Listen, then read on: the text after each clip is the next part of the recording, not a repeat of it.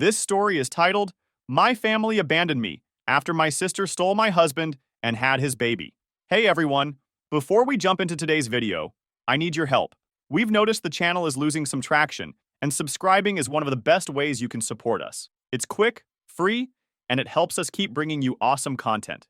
Your support means the world. Let's keep this channel growing together. Thanks so much. Now let's start the video. Hi Reddit, I, 27F, am sitting here thinking about my life and realized I've never really talked about how much my childhood shaped me. So, here goes. I grew up in a middle-class family in the Midwest. You'd think that'd mean we were pretty normal, but when it came to favoritism, my family made it painfully obvious who the star of the show was, and it wasn't me. My sister Veronica, 30F, was the golden child. She was blonde, confident, and the apple of everyone's eye. I'm not saying she didn't deserve some of the attention. She was talented in her own ways, but the way my parents treated her compared to me, it was like night and day. I can't even remember a time growing up where I didn't feel like the backup plan. Let me give you a few examples. When Veronica decided she wanted to take ballet lessons, my parents signed her up at the best dance studio in town. They'd sit through her rehearsals, buy her all the fancy gear, and take her out for ice cream after every recital. Me? I wanted to join an art class when I was 10. I was super into sketching and begged my mom to sign me up for a local program. She told me, maybe next year, sweetheart. We're stretched thin right now. Next year came and went. And guess what? No art class. Instead, Veronica got piano lessons. Then there was the whole birthday situation. For Veronica's 16th birthday, my parents got her a car. Not brand new or anything, it was a used sedan. But still, a freaking car. When I turned 16, I didn't even bother asking for something like that. What I got was a small cake from the grocery store and a card that said, "We're so proud of you, Elena." Proud of what? Surviving another year as the family's invisible child?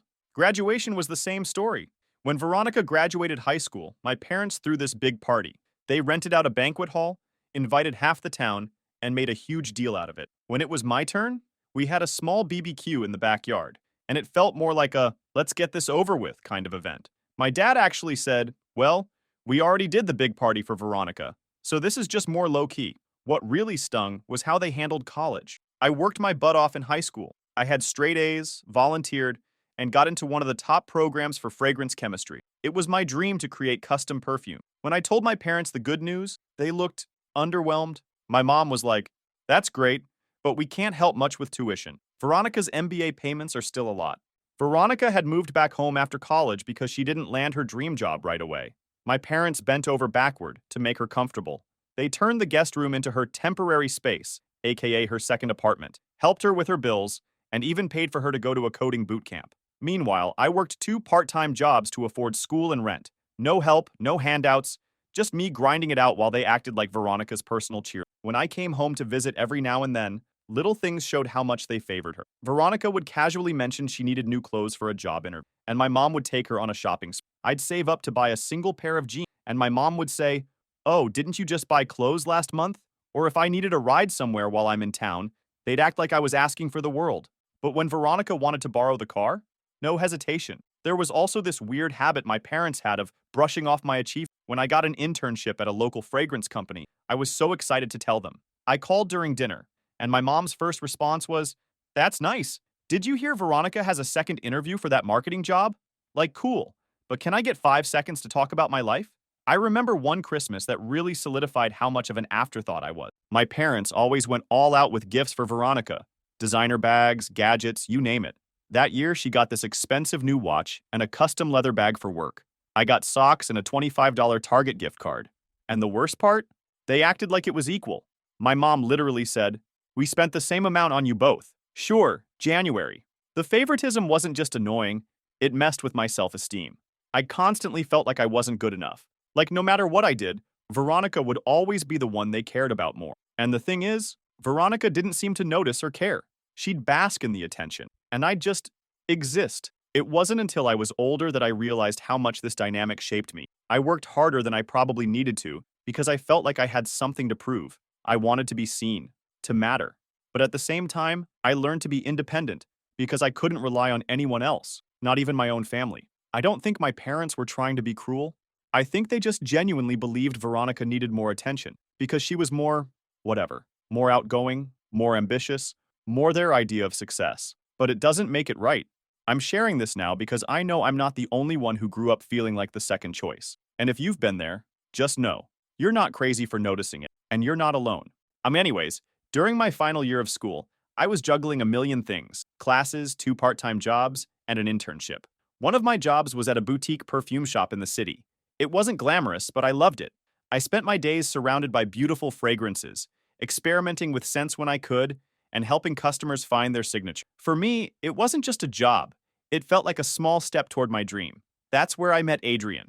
He came into the shop one afternoon, looking for a custom scent for a client. He was tall, polished, and had this easy confidence about him. At first, I thought he was just another wealthy guy who wanted something expensive to impress someone. But he surprised me. He actually seemed interested in the process, asking about the ingredients, how scents were layered, and what inspired my creations. We spent nearly an hour working on the perfect blend, and by the time he left, I was impressed by how down-to-earth he was. He wasn't flashy about his success, even though it was obvious he had money. He came back a week later to pick up the final product, and instead of just saying thanks and leaving, he stayed to chat. Over time, Adrian became a regular at the shop. He'd stop by to talk about business, creativity, or life in general. I learned that he ran a startup that had recently hit it big, but he never flaunted it. He was more interested in hearing about my studies and my goals. No one had ever taken that kind of genuine interest in me before. Not my family, not anyone. Eventually, he asked me out. I remember being so nervous because I didn't know if I was ready for anything serious. I had so much going on, and the idea of dating someone like Adrian felt intimidating. But he made me feel at ease. He didn't care that I was still a student working two jobs. He admired my drive and passion, and he made me feel seen in a way I never had before. Our relationship moved quickly, but it felt natural. Adrian was supportive in ways I wasn't used to. When I had late-night assignments, he'd send me takeout so I wouldn't forget to eat. When I was stressed about exams, he'd remind me to take breaks and breathe. He wasn't just my boyfriend, he became my biggest cheerleader. When Adrian proposed a year after we started dating, I was stunned. I knew we were in a good place, but I didn't expect it so soon. He planned this whole elaborate evening. Dinner at a rooftop restaurant, soft music, candles, the works. When he pulled out the ring, I didn't even hesitate. I said yes because I finally felt like I was someone's first choice. Of course, when I told my parents, their reactions were predictable. My mom barely acknowledged the engagement before saying, "Wow, Adrian must be doing well. I hope he's taking good care of you." My dad's response was similar. "Well, at least you won't have to worry about money anymore." They didn't ask about the proposal, the wedding plans, or even how I felt. It was all about Adrian and what he could provide. At our engagement dinner, my mom leaned over and whispered, "You know, Adrian must have some friends. Veronica could use someone like him." I tried to brush it off as a one-time comment, but it wasn't. Every time I talked to my mom after that, she'd find a way to bring it up. "Have you talked to Adrian about introducing Veronica to anyone? You know, Veronica's been so unlucky in love. Maybe Adrian could help."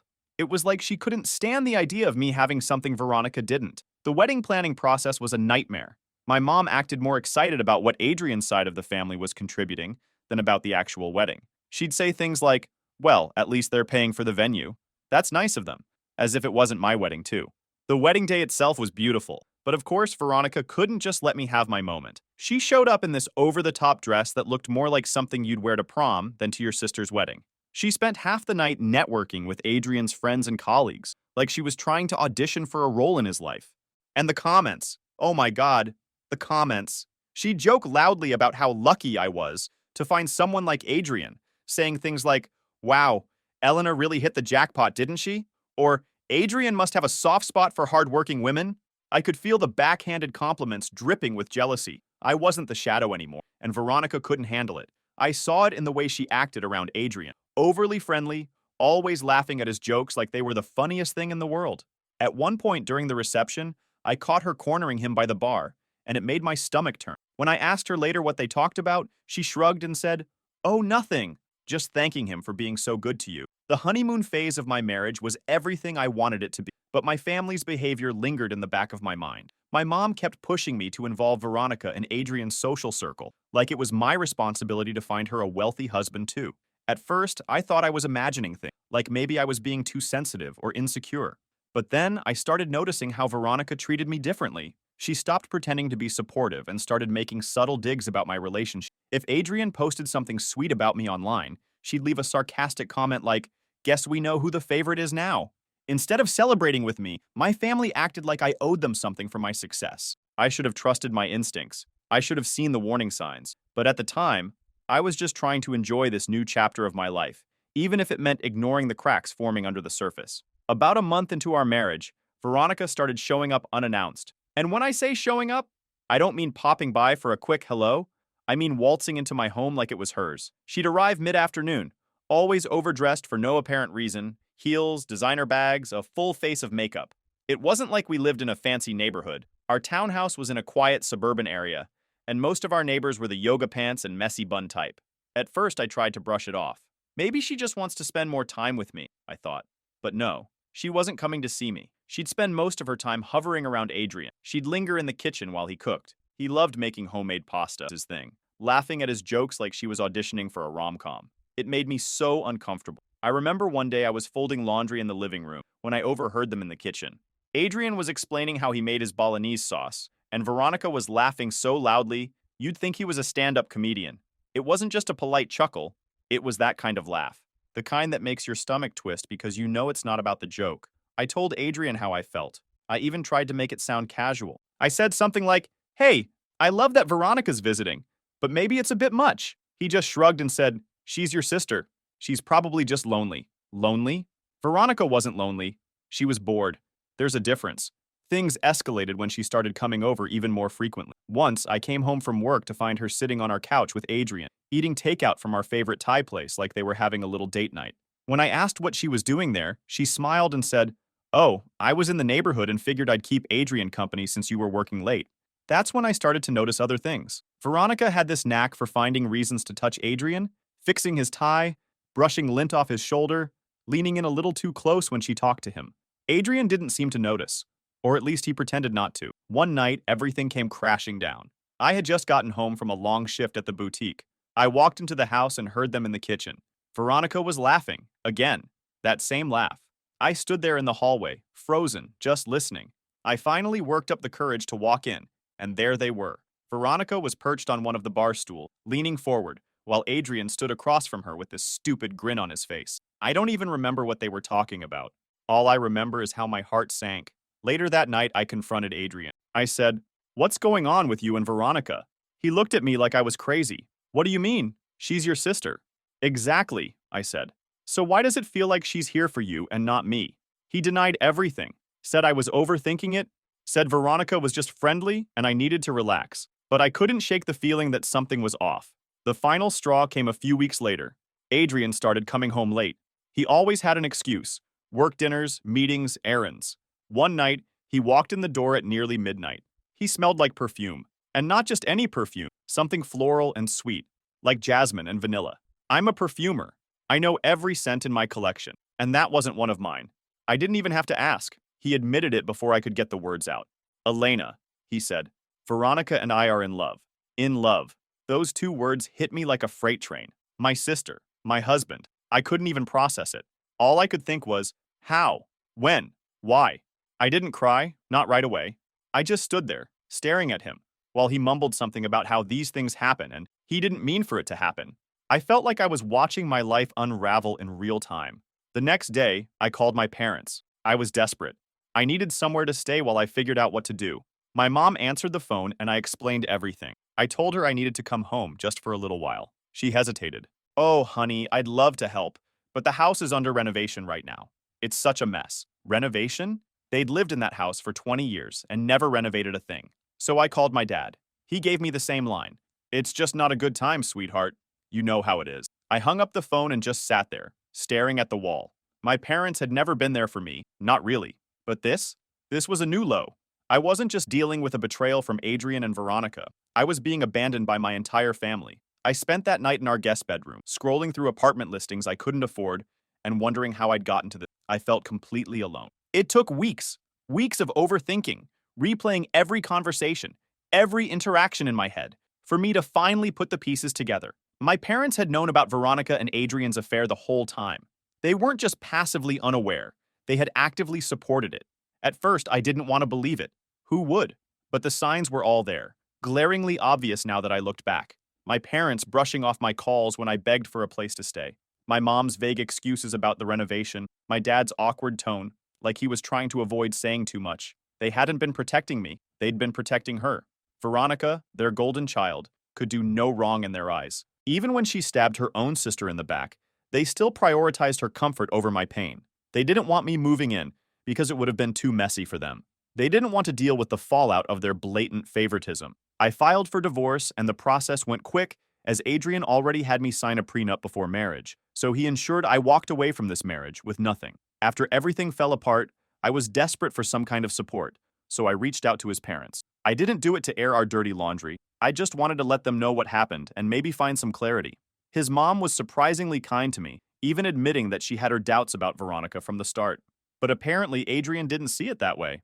He found out I had contacted his family and accused me of trying to turn them against him. He claimed I was stirring up drama and ruining his reputation, which is ironic considering the mess he made. As if that wasn't bad enough, Adrian took things a step further. It wasn't enough that he had destroyed my trust, my marriage, and my family. He decided to ruin my career too. I found out when I showed up for work at the boutique one morning, only to be called into the manager's office. My boss, who had always been supportive, suddenly couldn't make eye contact. She handed me a final paycheck and muttered something about restructuring and how things weren't working out. It didn't make sense until a coworker let it slip later. Adrian had spoken to the owner, claiming I was causing drama that was bad for business. I was furious. I wanted to storm into his office, scream at him, demand answers, but I didn't. What was the point? He wasn't worth it. For days, I sat in my new tiny apartment, staring at the walls and wondering what I was going to do. Rent was due soon, and without a job, I had no idea how I was going to pay it. I felt like the universe had ripped away everything I'd worked for. But then, one night, something clicked. I was scrolling through Instagram, looking at pictures of people I didn't even know living lives I couldn't afford, when I stumbled on a post about small businesses. It was a woman who had started her own candle-making company out of her kitchen. She talked about how she'd turned her passion into a career and built something from the ground up. I sat there, holding my phone, and thought, why not me? I had always dreamed of starting my own perfume line, but I'd kept pushing it aside because I didn't think I was ready. Well, if there was ever a time to take a risk, it was now. I had nothing left to lose. I took out a small loan, just enough to cover the basics, and used what little savings I had left. My apartment became my workspace. Word started to spread. One day, a small beauty blogger with a decent following posted a review, raving about how unique my scents were. Overnight, my Instagram blew up. The second year was a turning point. I started getting inquiries from boutiques that wanted to carry my perfume. I rented a studio in town, a far cry from working at my dining table. It wasn't much, just a room with enough space for my supplies and a little corner to meet clients. I even hired an assistant to help with the growing workload. By the end of that second year, I was profitable. Not just scraping by, but actually making enough to live comfortably and plan for the future. My perfumes were being talked about in small magazines and blogs, and customers from all over the country were placing orders. This business wasn't just a way to pay the bills. It was my way of taking back control of my life. Every bottle of perfume I created felt like a small victory, a reminder that I was capable of building something beautiful from the ashes of everything I'd lost. Then out of nowhere, on one of those rainy, miserable afternoons where you just want to curl up with a cup of coffee and not deal with anyone, I was in my studio packing up an order for a small boutique in Seattle when I heard the bell on the door. At first, I thought it was Mia, my assistant, coming back from the nearby Starbucks, or maybe a customer wandering in to browse. But nope, it was her, Veronica, and she had a baby in her arms. I just froze. She looked awful. I mean, we're talking messy bun, dark circles, soaked through coat, and a baby bundled up in a onesie that had seen better days. For a second, I thought I was imagining it, because why in the world would she be here? But nope, it was real.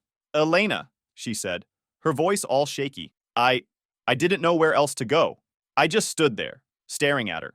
It had been 2 years, 2 whole years, since I'd last seen her.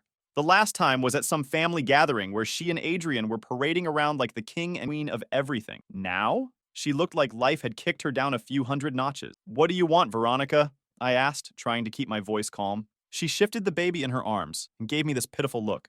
I need help, she said finally. Adrian left. I don't have anyone else to turn to. I swear. I almost laughed. Adrian left her? Wow. Shocking. Who could have predicted that one? Literally everyone except her. Adrian left you? I said, raising an eyebrow. Gee, I wonder why. She winced but didn't argue. Elena, please. I know I've made mistakes. I know I hurt you. But I'm desperate. I have nowhere else to go. And then she said it. This is your nephew, she added, motioning to the baby. Don't you want to meet him? My nephew. Right. I glanced at the baby. He looked innocent enough. But then I looked back at Veronica. The same sister who had blown up my life without a second thought, and any sympathy I might have felt disappeared. "Why don't you call Adrian?" I asked. "Isn't this his kid?" Her face turned red, and she started stammering. "Well, no, he's not. Of course he wasn't." It all came spilling out after that. Apparently, after Veronica won Adrian, she realized he wasn't exactly the dream husband she'd imagined. Sure, he had money, but he was also controlling and kind of a jerk. Shocking. So, naturally, she started cheating on him. She kept draining his bank account to fund her lifestyle. Luxury bags, trips, all that. But when Adrian found out she was cheating, he cut her off completely. Since then, she was trying to keep up appearances, buying designer clothes and posting old vacation photos to make it look like her life was still perfect, but you can only fake it for so long. And when she came to me that day, she was absolutely falling down. "Elena, please," she begged, tears streaming down her face. "I know I don't deserve your forgiveness, but I'm begging you. I have no money, no home, nothing. I can't do this on my own." I just stared at her. Part of me wanted to scream, "Are you kidding me?" The same sister who took my husband, ruined my marriage, and acted like I was nothing was now standing in my studio, begging for help. "You have some nerve," I said finally. "You didn't care about me or my life when you were blowing it up, but now you want me to bail you out?" She started sobbing harder, and honestly, I wasn't moved. This wasn't new. Veronica had always been good at turning on the waterworks to get what she wanted. "I don't have anywhere else to go," she said again. "That's not my problem," I replied. "You made your choices, Veronica. Now live with them. Or go to your lovely parents. Just stay the hell out of my life, all of you." I walked to the door, opened it, and motioned for her to leave. She hesitated, standing there like she thought I'd suddenly change my mind. But when she saw I wasn't budging, she clutched the baby tighter and walked out into the rain without another word. As the door shut behind her, I stood there for a minute, letting it all sink in. I didn't feel bad. Not really. Maybe for the baby, sure, but not for her. I went back to my desk and tried to focus on work, but my brain wouldn't shut up. I kept thinking about how far I'd come since the mess she'd made of my life. 2 years ago, her showing up like that would have broken me. But now, I felt free. I don't owe Veronica anything. She made her bed. She can lie in it. I've spent too much time trying to clean up after her messes, and I'm done. I've always believed in karma. It might not come immediately, but eventually people get what's coming to them. And let me tell you, karma didn't hold back not only with Veronica, but also Adrian, and even my parents. Adrian's business went downhill faster than a kid on a sled in January. After he left Veronica, she didn't go quietly. She dragged him all over social media, posting long, dramatic rants about how he'd emotionally abused her and controlled her every move. Never mind that she was the one cheating on him while living off his money. The thing is, people talk, and word spreads fast in his industry. Potential investors backed out. Business partners stopped answering his calls, and his reputation tanked. Adrian wasn't the saint he pretended to be, and people finally started seeing it. Last I heard, he sold his company for way less than it was worth just to cut his losses and pay off debts. One day, Adrian showed up out of nowhere. I was in my studio, testing a new blend, when he walked in like we were old friends. He looked different, less polished, more tired. He had this sad, almost desperate energy about him. He started with some awkward small talk, and then it came. "I made a mistake, Elena. I didn't realize what I had until I lost it." He went on about how Veronica had ruined his life, how he missed the way things used to be with me, how he was hoping we could start over. I didn't even let him finish. I just looked at him and said, "Adrian, I built myself a whole new life and there's no space for you in it." Then I told him to leave. The audacity of that man. Eventually, Veronica had to move into a small apartment in a not-so-great part of town. She now works at a call center now, the kind of job she used to mock people for having. She spends most of her time ranting on social media about how unfair life is, blaming everyone but herself for how things turned out. The worst part? She still tries to act superior, posting passive-aggressive quotes like, "Some people are so lucky, but I guess not everyone deserves it." And my parents? Oh, they didn't come out unscathed either. When Veronica's life started falling apart, they did what they always do. Bailed her out. They sold their house, a place they'd lived in for over 20 years, and used the money to cover her debts. They moved into a cramped condo on the outskirts of town, a far cry from the home they once took so much pride in. I heard they're struggling financially now. My dad had to pick up part-time work as a delivery driver, and my mom started sewing alterations out of their living room to make ends meet. They haven't called me once to apologize or even acknowledge what happened. Instead, they send these weird, guilt-trippy emails every few months. Stuff like, "Family is all we have, Elena. You should reach out sometime." But you know what? I don't feel bad. Not for any of them. As for me, things couldn't be better. My business is thriving in ways I never could have imagined. I opened my first storefront, a cozy little shop in Chicago, and it's been a hit. We've got customers coming in from all over, drawn by our personalized approach to creating scents. On a personal note, I've also moved on in the best way. I'm now engaged to Ethan. We're planning our wedding for next spring, a small ceremony with close friends and a few family members. And by family, I mean the chosen kind, not the ones who stabbed me in the back. We've already joked about how the reception will smell amazing because I'm custom blending a scent for the day. Anyway, that's my story. Life's a lot better when you cut out the toxicity and focus on yourself. I'm in such a good place now, and honestly, I wouldn't change a thing. It all led me here. Thanks for reading, Reddit. You've been my little therapy session today.